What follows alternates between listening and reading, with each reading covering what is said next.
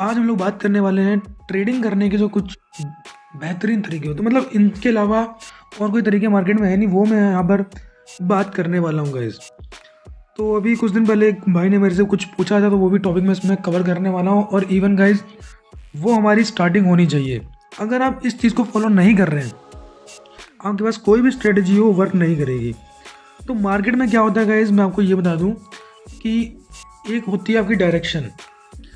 जैसे कि अगर आपको आपकी जैसे इधर मार्केट में एक डायरेक्शन है, ये जो चार्ट देख रहे हैं यहाँ पर आपकी, इसको थोड़ा जूम करते हैं पहले। इस मार्केट में आपकी जो डायरेक्शन है वो क्या है कि मेरे को बाय करना है, ऊपर के लिए बाय करना है। तो आपके पास 3 तरीके हैं बाय करने के। पहला तरीका ये है, मैं सिर्फ ऑप्शन बायर्स के बारे में बात कर रहा हूँ, सेलिंग के बारे में बात नहीं कर रहा हूँ। और हम लोग यहाँ पर जब ऊपर जाएगा तो हम लोग कॉल बाय करेंगे, नीचे में हम लोग पुट बाय करते हैं, ऊपर में कॉल बाय करते हैं। तो कॉल बाय करने के यहाँ 3 तरीके होते हैं गाइज। ये जो पार्ट है इतना इंपॉर्टेंट है गाइज कि लोग इस पर ध्यान नहीं दे रहे हैं, और इन तीनों पार्टों को मैं आपको बताने वाला हूँ।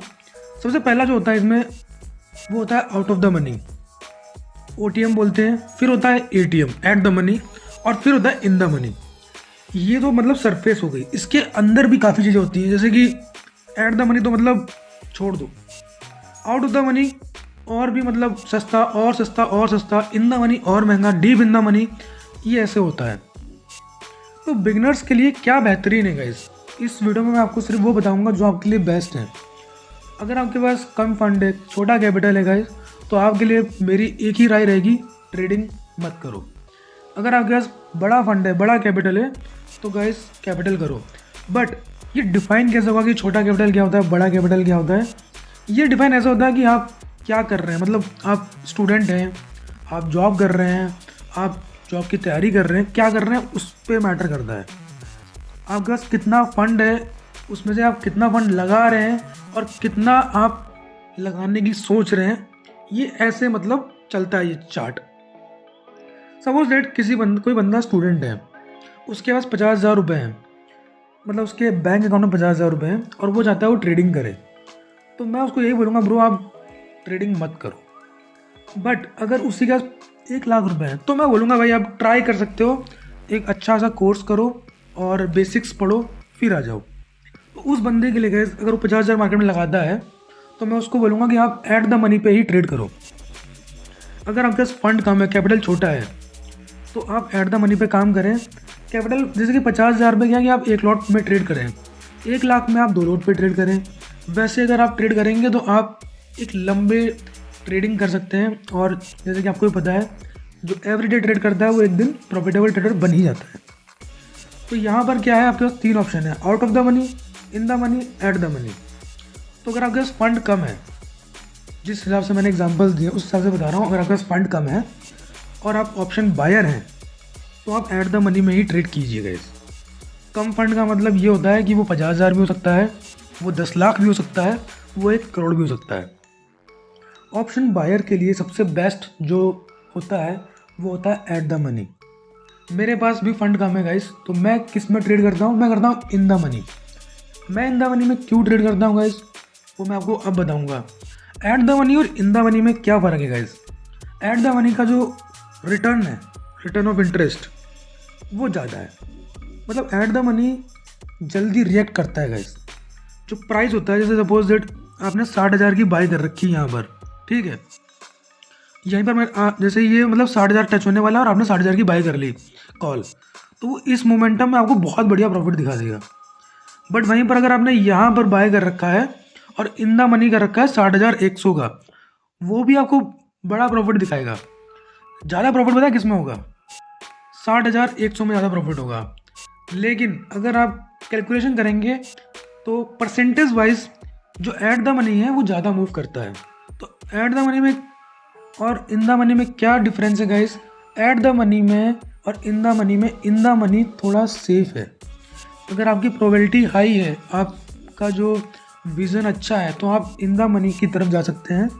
और अगर आप बिगिनर हैं गाइस, तो भी आप इन द मनी में ही जाएं। जब आप प्रोफेशनल बन जाएं तब आप एट द मनी में ट्रेड कर सकते हैं। Eight the money guys scalper वगैरह होते हैं जिनको इंस्टेंट आपको पता है कि बस अब हाई मोमेंटम आने वाला है, तो वो in the money, eight the money को प्रेफर करते हैं ताकि ज़्यादा रिटर्न बने। जब आपके पास बड़ा कैपिटल होगा तो आप एट द मनी में बहुत ईजिली खेल सकते हैं गाइस, ठीक है। अब एक मित्र हमारा यहाँ पर बैठा हुआ है आउट ऑफ द मनी। तो आउट ऑफ द मनी में क्या होता है गाइस, ये एक गैम्बलिंग है गाइस, ठीक है। पता है आउट ऑफ द मनी के चक्कर में कई लोगों के अकाउंट खाली हुए हैं। मैंने खुद आउट ऑफ द मनी में बहुत साल ट्रेड किए गाइस, और आउट ऑफ द मनी से मुझे कभी कुछ ऐसा खास नहीं मिला है। कभी कभार क्या होता था कि 20 रुपये की मेरी जो कॉल है वो 60 रुपये या 100 रुपये चली जाती थी। पर आउट ऑफ द मनी के जो प्लेयर होते हैं गाइस, उनमें इतना पेशेंस नहीं होता है। ये बिल्कुल गैम्बलिंग है, हीरो ज़ीरो वाला सीन है। कोई आपका स्ट्रेटजी है तब ठीक है। अगर आपने कोई स्ट्रेटजी सीखी या खुद इन्वेंट की है आउट ऑफ द मनी में, तो आप आउट ऑफ द मनी में जाएं। According to the video guys, मैं आपको बेस्ट चीज़ बताने वाला हूँ। तो बेस्ट चीज़ आपके लिए इन द मनी रहेगी। इन द मनी में आपका प्रॉफिट भी अच्छा होगा। इन द मनी में आप डीके से भी बचेंगे, और इन द मनी आपको सेफ्टी प्रोवाइड कर रहा है। एट द मनी जब आप थोड़े प्रोफेशनल बन जाए तो आप एट द मनी में जा सकते हैं, क्योंकि वहाँ पर आप इजीली चीज़ों को ऊपर नीचे कर सकते हैं, ट्रेड को हैंडल कर सकते हैं। अभी जिस बंदे ने यहाँ कहीं बाइंग की हो और उसने 60,000 की कॉल बाई की हो, तो उसका क्या होगा? यहाँ तक तो वो आउट ऑफ द मनी है, बट यहाँ पर जाके उसकी इन द मनी बन जाएगी, तो उसको प्रॉफिट तो होगा। बट जो ये वाले मोमेंटम में उसका जो प्रॉफिट है वो कम होगा। फिर जब वो यहाँ पहुँचेगा तब उसका वो एट द मनी बनेगा, तो उसको एक अच्छा प्रॉफिट मिलेगा और फिर वो बुकिंग कर लेगा। बट अगर आपने यहाँ पर ही गाइस कोई इन द मनी ले ली हो 59,800 की, अगर आपने इन द मनी ले ली हो कॉल, तो वो यहीं से अच्छा मोमेंटम आपको दिखाती रहेगी, बल्कि आपको एक बड़ा प्रॉफिट दिखाएगी। इन द मनी में रिस्क क्या है गाइस? अब इन सब में रिस्क भी तो होता है। देखिए आउट ऑफ द मनी में ये होता है कि जैसे आपने 20 रुपये की ली है कॉल, तो वो 20 से उसमें सिर्फ 20 रुपये का ही लॉस होने का डर है। पर आप ये सोचिए कि उसमें 20 रुपये का डर तो है, बट प्रॉफिट का तो कोई कोई वे ही नहीं है। मतलब कोई कॉल का प्राइस अगर 20 रुपये है तो वो कितनी दूर की होगी पहली बात। अगर आप 100 रुपये की भी कोई कॉल लेते हैं बैंक निफ्टी में, तो उसमें भी बहुत कम मोमेंटम होगा। वो 10 पॉइंट भी बड़ी मुश्किल से मूव करेगी जब 100 पॉइंट मूव होंगे। तो उसमें आप टाइम वेस्ट कर रहे हैं, उसमें आप पैसा वेस्ट कर रहे हैं उसमें। और ऑप्शन बाइंग में टाइम बहुत इंपॉर्टेंट है। एट द मनी में क्या डिसएडवांटेज है गाइस? सपोज दैट आपने यहाँ पर 900 की कॉल ले ली, जब मार्केट यहीं पर टाइम स्पेंड करेगा तो वो 900 की कॉल डीके बहुत जल्दी हो जाएगी, ठीक है। ये उसमें एक डिसएडवांटेज है। और अगर आपने इन द मनी लिए गाइस, यहाँ पर आपने लिए 59,700 की एक इन द मनी ले लिए, तो वहाँ पर आपका फ़ायदा ये है कि मार्केट में डीके तो होगा, पर उसमें थोड़ा धीरे होगा as compare to at the money. जितना आप डीप जाएंगे उतना कम डीके होगा। इवन गाइस वो इंडेक्स की तरह मूव करने लगेंगे, ऐसा लगेगा आप फ्यूचर में ट्रेड कर रहे हैं। तो ये गाइस आप लोगों के लिए टॉपिक था। तो आप लोग समझ गए होंगे कि आप पहले तो आप फंड को एक कैटेगराइज करें किस वे में आपको ट्रेड करनी है। जितने भी लोग नए हैं, जो लोग ट्रेडिंग करना चाहते हैं, उनको मैं यही बोलूँगा, अपने फंड को कुछ हिस्सों में बांट दें गाइस, और अपना रिस्क मैनेजमेंट को स्ट्रॉन्ग करने की कोशिश करें। ये एक जर्नी है guys, trading is a journey, और ये लर्निंग की जर्नी है गाइस। इसमें ये नहीं कि आप ट्रेडर बन जाओगे, आप एवरीडे न्यू ट्रेड करने वाले हैं और एवरीडे न्यू साइकोलॉजी से आप लड़ने वाले हैं। आपका एक्सपीरियंस अच्छा होगा तो आप प्रोबेबिलिटी के ऊपर काम कर सकते हैं। पैसे बनाने वाले आउट ऑफ द मनी में पैसा बना रहे हैं, इन द मनी में भी बना रहे हैं और एट द मनी में भी बना रहे हैं। जिनका पैसा नहीं बन रहा है उनका इन द मनी में भी नहीं बन रहा है, एट द मनी में भी नहीं बन रहा है, और आउट ऑफ द मनी का तो पूछो मत। बट इस वीडियो के माध्यम से मैंने आपको ये बताया कि अगर आपको पैसा लगाना है तो सही जगह पर लगाओ। Eight the money, in the money, इसके अलावा और कोई ऑप्शन नहीं है। अगर आप बिगिनर हैं तो आउट ऑफ द मनी में मत लगाओ।